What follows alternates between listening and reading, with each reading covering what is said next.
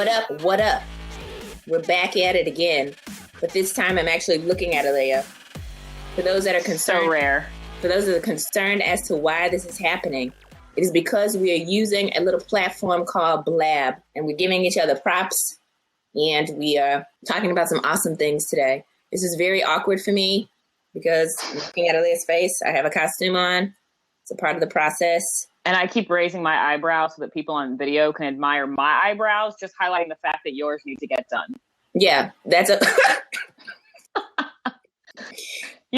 just... It's like a before and after. It's like... And then the before pictures are always so bad. It's like the person has their hair like all over the place and they are like so angry about everything. It's like, this is me before. And then after, it's like, everything's great about life after. Anyway. So, hey, welcome back. It's 18 to 49. It's a podcast that you listen to sometimes. Maybe you should tell your friends about it. I think they should definitely tell their friends about it. Mm-hmm. You should. I mean, if this Blab thing is successful, this might be our new what up, what up. Anywho. It could be. My name's Brandy. My friend's name is Alea. She's over there, actually. Realistically, this time, I can point, and she really is somewhere. We pointed out last week that most times I am over here, and she is over there. So that's usually how this thing goes. So just welcome back. What's up, Alea? What's happening?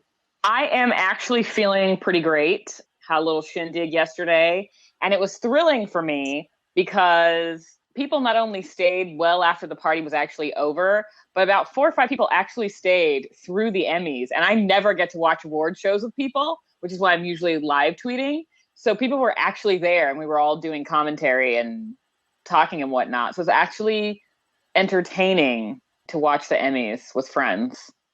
That sounds like a lot of fun. You were there in spirit. Thank you, because I was watching it by myself at home. And that explains why I'm wearing this. This is, sorry, they don't pay for us to do this. No, oh my God. Do I know what this is now? Is a Snuggie. And can I tell you why I'm wearing this Snuggie? I want one so badly. It's a bit, girl, I'll get you one. It's your birthday soon. Do you know why I'm wearing this Snuggie? I'm wearing this Snuggie because that award show put me to sleep. Like, I literally texted Alea yesterday, like, girl, are we doing this or not? Because if not, I can go to bed. Because it was just the worst. It was like, this is the most boring. I was so boring. It was so boring. All right. Well, let's get into it then. Because I was only here for the moments when the Black people were doing awesome things. Outside of that, it was really just, I was like, this is not funny. It's not funny. I was just too much. It was too much. So I had to put this on, and I literally, like, I was wearing this, and I literally almost fell asleep. That's why I text you. Not because I didn't want to see your beautiful face on Blab, but I was 3 minutes away from falling into a deep, prosperous sleep. Okay, so let's take it from the very beginning. Can I take off my costume now? Because it's really hot. All right. You can. Thanks. So the opening monologue was... I had it on mute. You had it on mute? Yes, because it was the first couple lines. I just put it on mute afterwards. No, I loved the opening monologue. I think Andy Samberg, like, to me, he's funny when he's doing his Lonely Island stuff. I love the Lonely Island. So I think he's better, like, doing pre-recorded stuff like that than he is as a host. And the fact that the whole skit was basically about trying to watch every show, it felt very appropriate. So I actually thought that it was pretty funny. Apparently he gave away some spoilers from some shows, but they must be shows I know nothing about, because other than The Jinx on HBO, I didn't catch any spoilers. The what? The Jinx on HBO is a documentary. The Jinx? Yeah, Robert Durst something. I haven't watched it. Other than that, I didn't catch any spoilers, but people were complaining that he gave spoilers. So are you talking about Robert Durst from Limp Bizkit? No. Anyway. Okay, I don't know what you're talking about then. You don't. So it's fine. It's over now, but I guess people haven't seen it. And so the whole complaint was that there were a bunch of spoilers in the opening monologue, but I didn't catch any spoilers. So, I mean, that's Fred Fred. Durst. Okay, great. I mean, Mike Bruni is in our Blab chat, and he's correcting. Listen, let me just tell you, this for anyone listening to this that has never listened to this before, I don't know anyone's names except people that I love the most, really hardcore, So, sorry. Well, his name doesn't matter so much. The name of the movie, miniseries, whatever it was The Jinx. And people were complaining about... Are you saying The Jinx or The Janks? Jinx. Jinx. Okay, because sometimes your California accent comes in, it's like The Janks. And I was like, what? That's a California accent? That right there that was my best California accent. So anyway, I like the opening monologue. You didn't. You had it on mute. I did. I had it on mute. Number one, I was kind of on a phone call. So here's how it worked. I was sitting there. First off, let's talk about how I thought it was on Channel 2, then Channel 11, and then Channel 13, which all are ABC, CBS, and NBC, which I learned it was not. And if I just would have gone to the scheduling request that you put on my calendar because you're very organized, I would have known that the show was on Fox. So then I'm sitting here looking for the show. I can't find it. Okay, so I'm sitting here like, well, guess it's not happening tonight. Alea must have got confused. Then I thought, no, Alea usually doesn't get confused. I get confused. So I bet the show's on like WB or something. So then I was like, yeah, I was like, maybe it's because didn't it used to be on ABC or something? Or has it always been on Fox? It's been on. I feel like it was maybe on like ABC or something and not always on Fox. 4 back in the day. I think it's rotated. Okay, right. So last year when we watched it, was it on Fox too? I don't remember. Doesn't last year feel like a million years ago? I feel like last year was on NBC because Seth Meyers hosted. That's what I'm talking about right over here because I feel like it wasn't on the same station. I know I'm not crazy. So anyway, so finally I found Fox and then I was on the phone and then I pressed unmute and I was listening to his opening monologue thing. I didn't know what was going on. Obviously, I thought Fred Durst was Mike Durst, so I put it on mute. And then I put my hands on my eyebrows like this to try to keep myself awake because I felt like it was just going to be this all night long. And it was true. And for those who are listening, I'm placing my thumbs in the middle of my eyebrows and pulling my eyes open like a cartoon, like I needed toothpicks to stay awake. That's how I felt. You watched the whole thing? Sadly, I did. Well, then let's... Do you want to just talk about my favorite moments and then you can talk about everything else? Because that's usually how this goes. Because we can talk about categories and everything else. And that's fine. I'm good with that. Listen, favorite moments. Can I tell you what was much better than the Emmys on Fox? Oh, yes. You can tell me. Great. What was much better than the Emmys on Fox was the Apple commercial with Mary J. Blige opening up the door to Raji P. Henson and Carrie Hilson walking up like they about to have a fun time. Or Kerry Washington? Kerry Washington. Did I say Carrie Hilson? Okay, sorry. I was about to start singing a song and it messed up. Kerry Washington walking up to the door, looking flawless, walking in, jamming it out with their playlist. And I was like, girl, this is something that I do all the time with my peeps. Walking up, put on a playlist. It kind of sold me on Apple Music. Let me just be honest. I was like, maybe this Apple Music isn't so bad. And now I'm confused because isn't Apple Music just iTunes or is it something new? Is this their new streaming title? Yeah, it's some paid subscription. But you know they must like hardcore want it. I mean, they've always loved Mary J. Blige. She was in early like iPod commercials. But to shell out the Kerry Washington money, they really want to get people on this Apple Music. And the Taraji P. Henson money. They really want to get people on this Apple Music thing. I ignored and I was 3 seconds away from I ignored you what? Commercials. That's when people went to the bathroom, got popcorn. It's very different when you have people over, I think. But that commercial was everything. That commercial is everything. So it's like the type of commercial where you're like, girls, come back and see. I don't know if there were boys there too. But girls, boys, come back and see this. This commercial is everything in a bag of chips. I was jamming to the music that when they did the No Diggity, Backstreet. So I'm looking at. And they were all like, girl, this song is next. Stills from it. Well, I like it even though Kerry Washington's in it. Okay, Kerry Washington is not always Olivia Pope. No, she's not. I have yet to find a role. Okay. I have yet to find a role I liked her in. So. Well, I feel like watch the Comment I Want You video. That's really some great work. Okay, I'll check that out. That's a great video. I mean, she does a really great job. You enjoyed that commercial. Did you enjoy anything at the Emmys? That commercial. Okay, sure. Yeah, I enjoyed when Regina King won. Number one, so I thought it was Regina King's boo. I was like, oh, look at Regina King's boo, hugging her all hardcore for her winning her award. Who is that? It's so lovely. And then she gets on the stage and it's like, I would like to thank my son. And I was like, whose son? Did you see it? I didn't notice. I notice. I wasn't paying particular attention to him. Now, did you ever? Girl,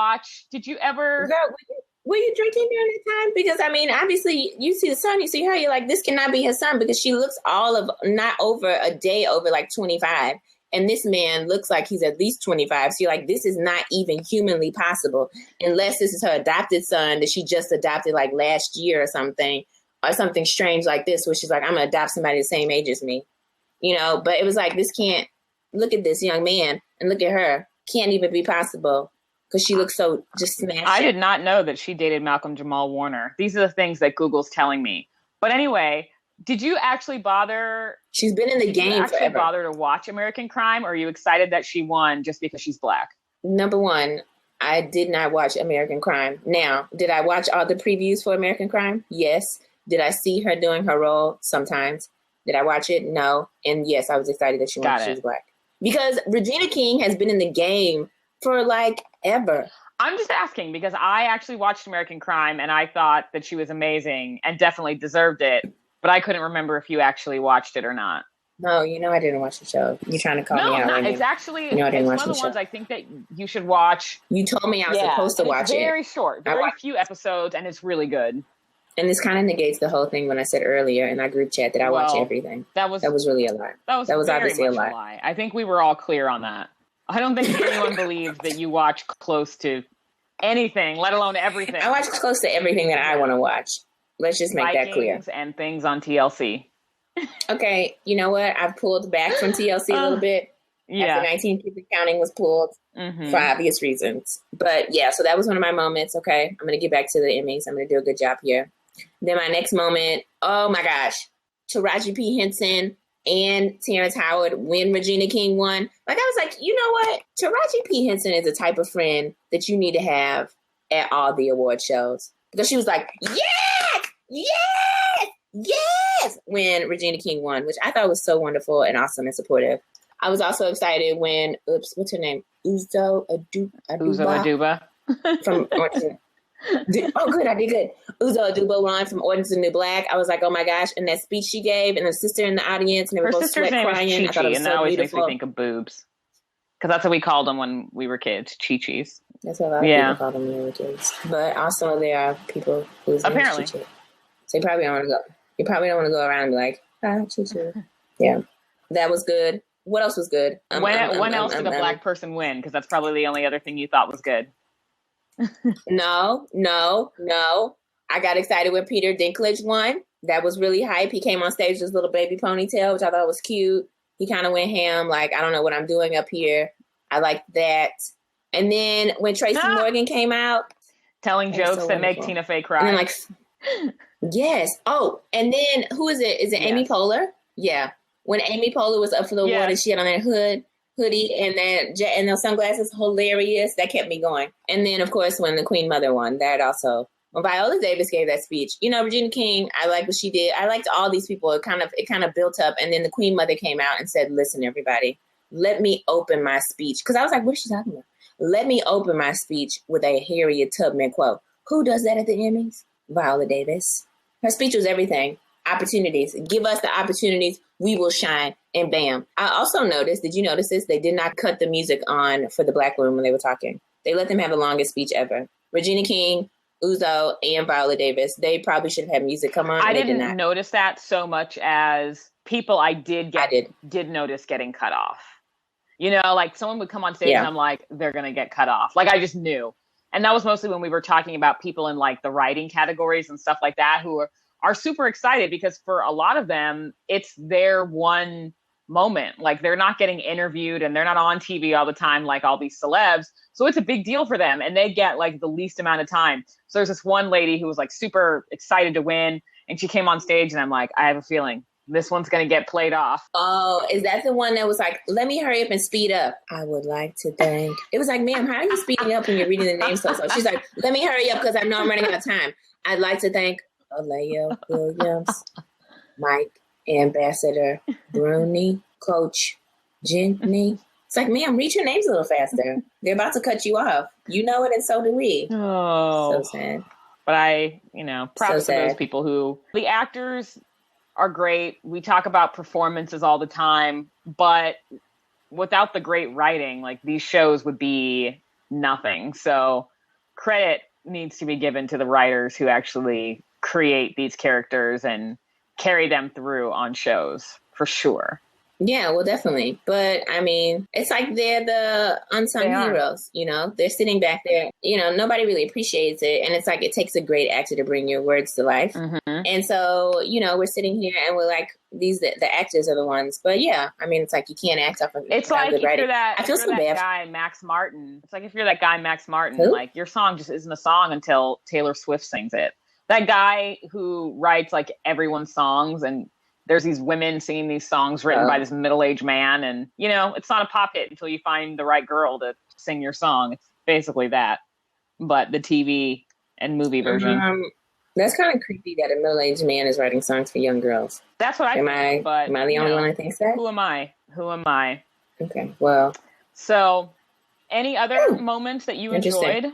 Tracy Morgan. I enjoyed seeing Jon Stewart. Don't you love that beard he's got going on? Thought it was cute. Yes, I do. Jon Stewart, he had a little grayscape.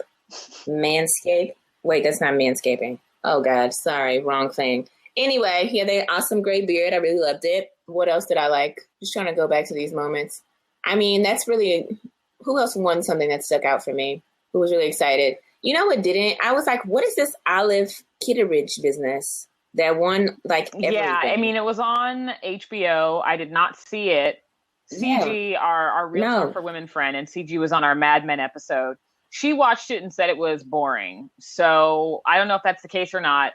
I didn't watch it, but they pretty much swept the limited series. They got like everything except supporting actress, which is what Regina King got. They won everything else in limited series. And then my other comment is, why do we hate the Americans so? I mean, I know Margot Martindale. Look at me knowing some names. I know Margot Martindale won. Props to her. Hats off to you. But it's like, Americans, we can't get any nominations? It's ridiculous to me. I mean, that show was so good. Even with a lot of this other, like, reasonably to very good stuff that won yesterday, The Americans was better than so much of it. And for it to have, like, no Emmy love ever, that's just crazy to me. So that was a bummer. But I knew that going into it, they weren't nominated. So that was a letdown. Yeah. Yeah. So those were your moments? Yeah. And we had a question about Regina King. She had the Emmy for American Crime, which we should be watching. And by we, I mean me, because Leah watched the whole season. But yeah, those were, I'm trying to think if anything else kind of tickled my fancy that evening. That's kind of it. The rest of it, I mean, they really could manage it. Oh, and then what's her face? That woman won for Variety Show or whatever. What's her name on the Comedy Central show that everybody's like, what? Amy Schumer? What's the girl's name? Amy Schumer, yeah. And it's like, I really would appreciate, and I've said this about a lot of the award shows, I really would appreciate a little more diversity. I mean, can we get some more color? Tickle my fancy. Throw some people up there. Let's do something here. But it's like, it was just, I mean, there's so many good things happening on television and there's so many wonderful people writing things. And it's just like, it was like the whitest show outside of the Black people winning things that I've ever seen in life. So of the variety shows then, what would you have wanted to see win for writing? None of those. Amy Schumer. And Amy Schumer is out here anyway. Because what is she the one with that terrible PP video that you had showed us that one time? Lemonade. PP. Around the Corner Fudge is Made. Yeah. So for writing... Key and Peele. Very good. Thank you. Key and Peele. Yes, they're funny. Most of the time. So here's the thing. Clips. Here's the thing. And not Drunk History. What's the show called? Drunk Tank? The thing is, I set the DVR to record Key and Peele when I knew it was going off the air. Because it's kind of like Mad Men and Breaking Bad. Like once the networks stop airing new episodes, they just it's a black hole and you can't get the shows anymore. So I started recording every episode, and I have watched a lot of Key and Peele over the last 2 weeks. It's rare that I find a whole episode funny. Okay, so I can go with you on that. So I like when I just watch the clip. Like when people are like, did you see that sketch? So for me, they're funny. Saying this as someone who's actually loosely met them. Not that they would know me, but I've seen them in person. I've met them. You touched watched them do improv. But I like them in terms of their show. I like them about as much as Amy Schumer. I like some of her clips. I like a lot of their clips, but when I sit down and watch a whole episode, it doesn't hold me. So you can watch Amy Schumer and some of her clips, not her whole show, but some of her clips have been funny to me. And I think in terms of, I know you're looking for more color and whatever, but when I'm just thinking of the women aspect of it, I think that she has a humorous way of addressing a lot of things in the industry that go on with women. I love the sketch she did about how women often behave on late night talk shows or how they're treated or the kind of questions they're asked and stuff like that. I mean, that sketch was totally right on. It was right on. They're just asked stupid questions and told how beautiful they are, and they giggle and flirt with the host and just talk about how they're so embarrassed, and here's this funny story I wasn't planning on telling you. And there's just like not a ton of substance there. But I really liked her sketch on that. So, you know, I like her in bits and pieces and clips, same way as I like Key and Peele. So that one's really a toss-up for me. But I definitely did, through this Key and Peele watch, I've definitely seen some brilliant, hilarious things. Very funny. Yeah. They've got, I mean, if I look at Key and Peele, like most of the stuff that I've seen have been kind of compilations of their funniest clips. So I like them as in sketch. I mean, they're reminiscent for me of In Living Color in some aspects. And I really loved In Living Color. So at any rate, I really couldn't, like the whole pee-pee poo-poo funky thing, and then some of the other things that I've kind of heard that she's done, but I haven't seen firsthand. It's just a little interesting. I just would rather have not seen that whole thing. And then everybody was talking about the Game of Thrones piece, and so I never finished the last season of Game of Thrones. Like I stopped watching it midway, but folks were saying, like, I can't believe they won so many things when this wasn't really their best season, arguably. I can't say that because I didn't finish watching it, but that's what folks were saying. And they brought up, like, I was like, how many people are y'all going to bring up? It reminded me of like an old rap concert. Like I was like, is this like Death Row Records, or are we watching like a Bad Boy concert? It was so many people on the stage. They brought people out from the back. They brought people out from the audience. There was so many people for that show. And then the two guys who were producers, the one that cursed, I feel like I'm like, is the TV glitching or is this guy swearing? I wasn't quite sure. Yeah, I got confused. But they was like so awkward, both of them.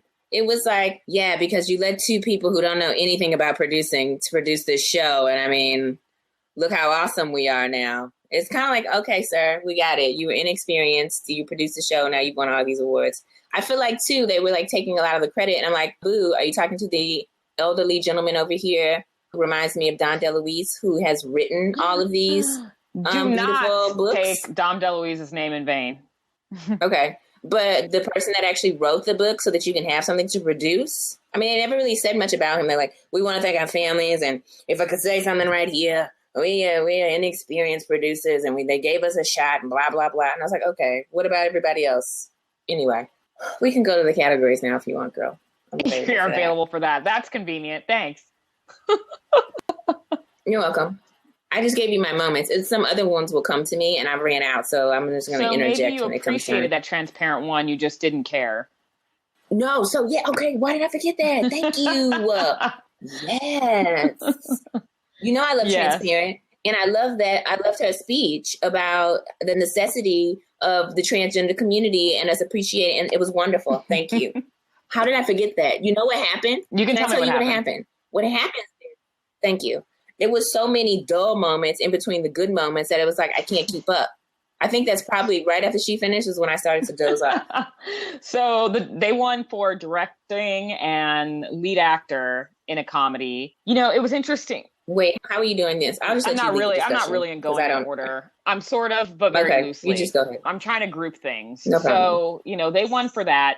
Veep won a lot of things, and I still haven't watched Veep. And what's interesting is I was reading AV Club or something like that this morning that was saying, do they really need more awards for this show? Like, even if it wasn't that funny this year, and they just keep winning year after year after year.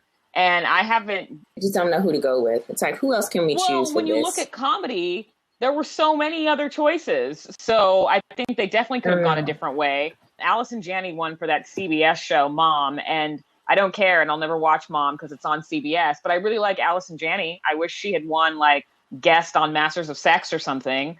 But, yeah, and then The Voice won for reality competition program because, of course, the Emmys has a category like that. Can I tell you what I was excited about, though? I was excited that Modern Family didn't win again. Because do you remember that? What was it, last year where they, like, swept it? And it was like, there's other things that are funnier than Modern Family. If we were talking 3 or 4 years ago, I'd be all about Modern Family. Right. It's not as funny anymore. It's just not. No, it's not. So sorry. And I really don't understand this. No, you go. Oh, go ahead. I don't understand this whole Olive Kitteridge business because, I mean, outstanding lead actor, Olive Kitteridge. Well, outstanding lead actress. Neither one of us saw it, so it is what it is. Neither one of us saw if it was any good or not. Yeah, but if she said it was dull, I believe it. Now, I know that Adrian Brody shouldn't have won for Houdini because I watched that and it wasn't the best. But I don't know. I used to have like a mad crush on Adrian Brody when I was in college, and CG was like, he is attractive. I'm like, yeah, he is. That doesn't mean he was good at Houdini. Okay. That's just a side story. He always looks very emaciated to me. Okay, he looks as if he is searching for his next meal. He was perfect in The Pianist, where he had to play like a starving Jew who didn't have any food. The Pianist. What is Girl,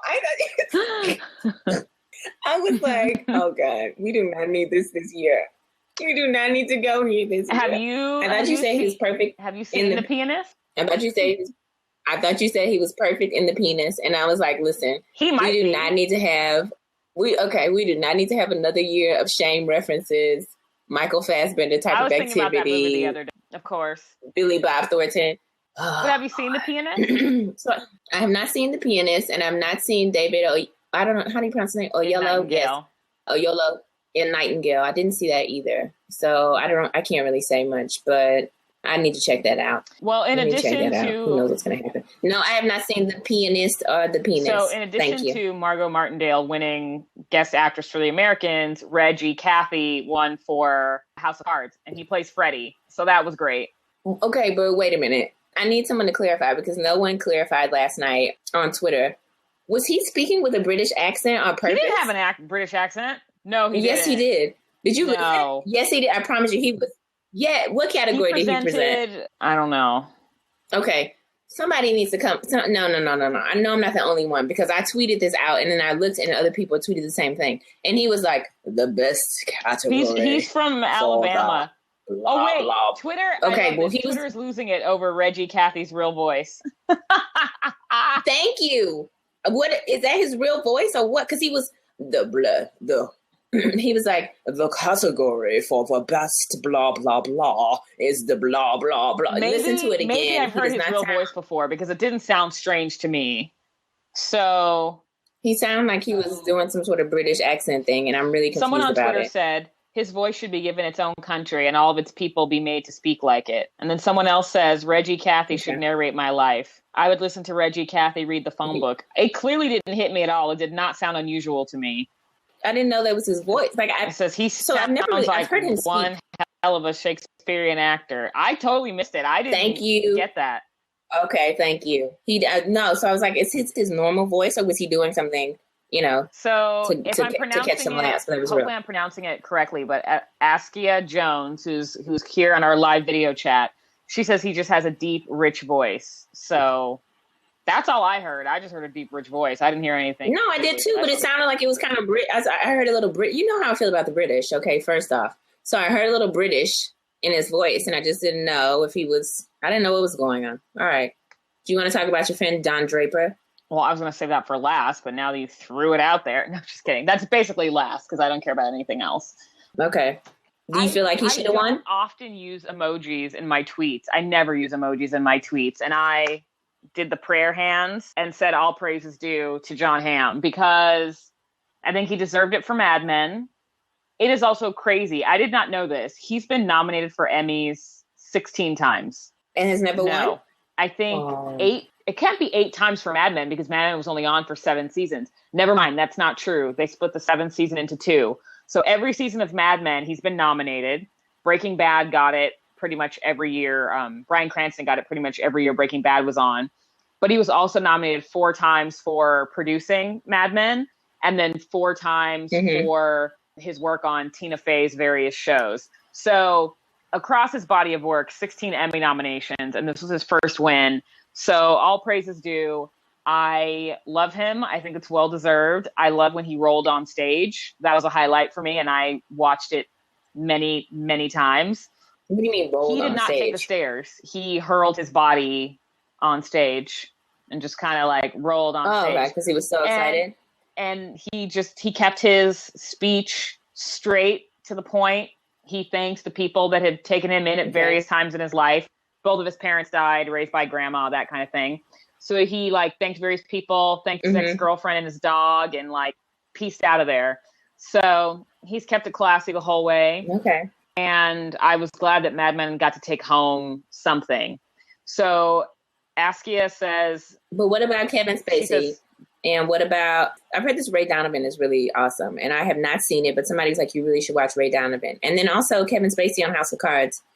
I mean, when are they going to let House of Cards win, though? They keep getting robbed. So, there's so many times even last year they got, so last year, let's not say they necessarily got robbed because it was the last season of Breaking Bad, right? So we knew Breaking Bad was about to be winning all the awards. But didn't Kevin Spacey win last year? Wasn't Breaking Bad the year before? Okay. Mm-mm. I remember last year we were talking about Breaking Bad like nobody's business because we were talking about the different episodes and all that. The Golden Globe? Maybe it was the year before. He won something. He won something, but it wasn't an Emmy. I remember it wasn't an Emmy because we were sitting there and everything was like, again, Breaking Bad. Again, Breaking Bad. You know, it's like everything was Breaking Bad. And that's okay. So it's a great show. Brought up Kevin Spacey, Bob Odenkirk, and Liev Schreiber. I haven't watched Ray Donovan. It's not really on my to watch list. I think Better Call Saul. They said it's great. Better Call Saul is really good, but knowing who he was up against, I knew he wasn't going to win. With it being Mad Men's last year, with House of Cards and some of the other stuff, I knew it wasn't there for Bob. But now that some of those other shows are off the decks, you know, we'll see how it goes this year when Better Call Saul comes back, if it's just as good. It will go up against House of Cards again, but we'll see. Maybe House of Cards has run its course. We'll have to see what season 4 brings. But these were the categories, last year for the Emmys and the Golden Globes that were the hardest for me because I was rooting for so many people and would have been happy any way it went with Jon Hamm, Kevin Spacey, and then this time last year, Matthew McConaughey, True Detective. Maybe he's the one who won the Emmy last year.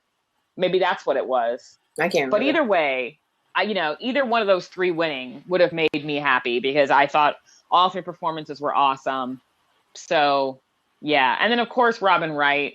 She should have won already. She should have won for season 2 of House of Cards. So, yeah, season 3, not so much. Season 2 should have won it. So that time has come and gone. But she was definitely robbed that year.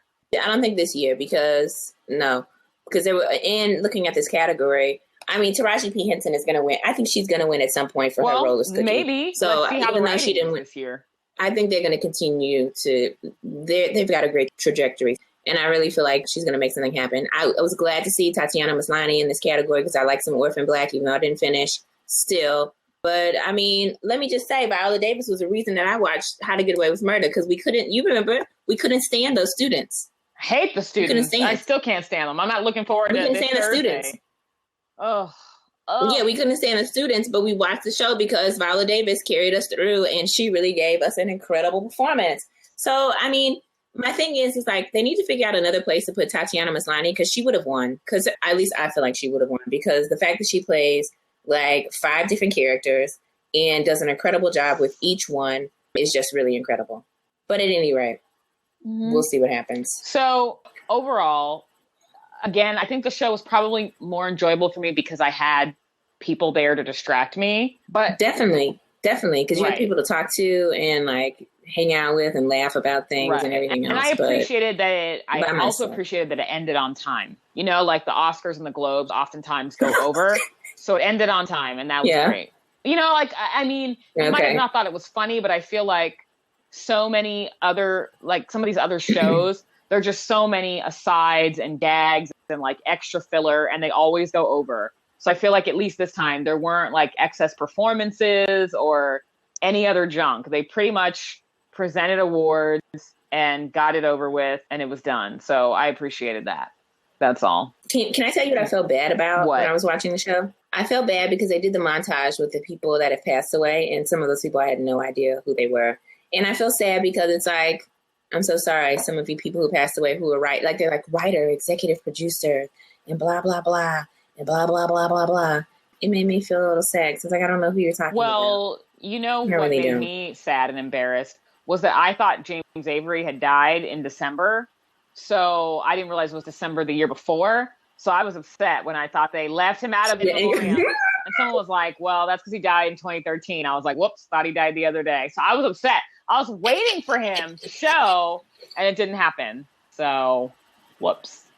Let me add one more thing. The last thing I'll add is the fact that Game of Thrones took away 12 awards, 8 in the creative arts and 4 in the telecast. And this Olive Kitteridge followed, which I don't even know what this is about, 2 in the creative and 6 in the telegraph. Okay. So, I mean, I don't know.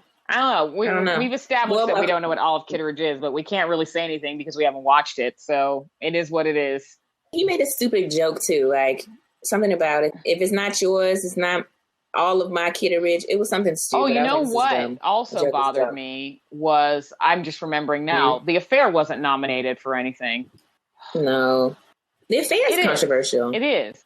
But that doesn't mean, the Game of Thrones. I know that. I know one for directing or writing. Wasn't that the controversial, like, rapey one?